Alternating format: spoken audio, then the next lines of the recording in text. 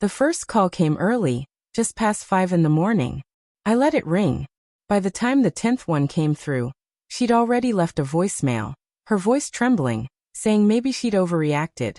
When the 34th call lit up my screen, the sky was just beginning to blush with dawn.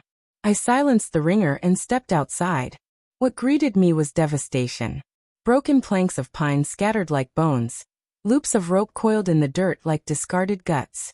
The wreck of a child's imagination lay in pieces. Among the debris, a single red ribbon fluttered, perfectly intact, swaying mockingly in the breeze. She'd stood right there 12 hours earlier, one hand resting on her hip, the other clutching a handsaw. I could still see the way her jaw tightened. It wasn't anger or regret, it was resolve. She'd said, cool and measured. Our son needs to grow up. This will humble him. I hadn't argued, didn't shout or plead. I simply stared at her. Then at the treehouse we'd spent weeks building. My son and I had poured ourselves into it, every night after dinner.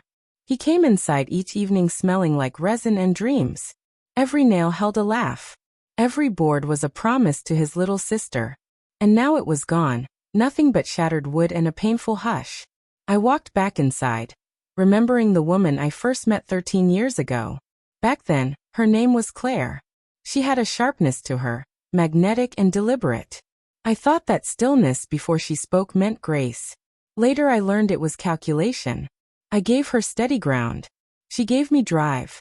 It worked for a while. She didn't believe in sentiment. Called birthdays ridiculous. Claimed that feelings made people weak. I once watched her toss a birthday card from our daughter into the trash without even opening it. It's just paper, she'd said. And yet the kids loved her. Children often confuse indifference for strength, and she wore that mask perfectly, until she didn't. The change wasn't sudden. It trickled in.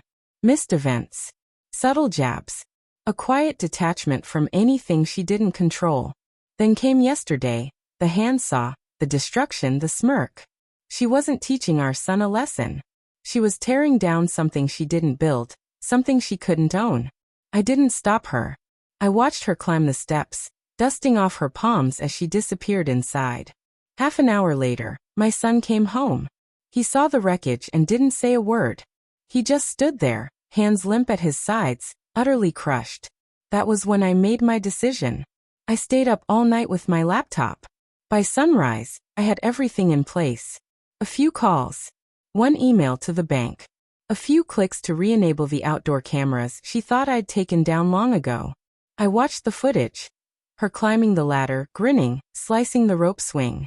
I saw her stomp through the wall panel like it had offended her. Heard her say, let him cry. It's good for him. That wasn't parenting. It was sabotage. At 2 a.m., I compiled the evidence. Labeled the file custody grounds. Photos of the scene. Time-stamped videos. Audio transcriptions from the microphone on the deck. All of it cold, clear, damning. My attorney called it surgical. I told him to hold off for now. By 6, I had a contractor on the phone. Told him I wanted a new treehouse. Custom. Bigger. Better. Price was irrelevant. Time mattered. By 6:30, I printed the documents and added one more item.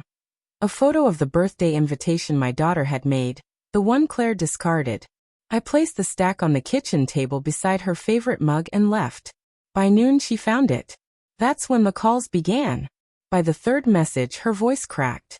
By the 10th, she was screaming, accusing me of blowing things out of proportion, of ruining her life. By the 34th call, her desperation had turned to panic. She'd seen the court date on her calendar. Custody hearing. Bank accounts frozen. My name already removed from our shared assets. I had moved into a rental with the kids the day before. I'd also scheduled a therapist for my son, because what she destroyed wasn't a wooden fort. It was his belief in someone he trusted. And once trust is broken, it doesn't grow back. That evening she came by. She knocked. Again and again. My daughter looked up from her drawing and asked, "Do we let her in?" I shook my head. "Not tonight." She nodded and kept coloring. My son was on the floor beside me, focused on a model treehouse we'd started together. Tiny nails, small planks. Quiet determination. Claire kept knocking. I waited until the sound stopped. This morning, she sent a single message. "You're making a mistake.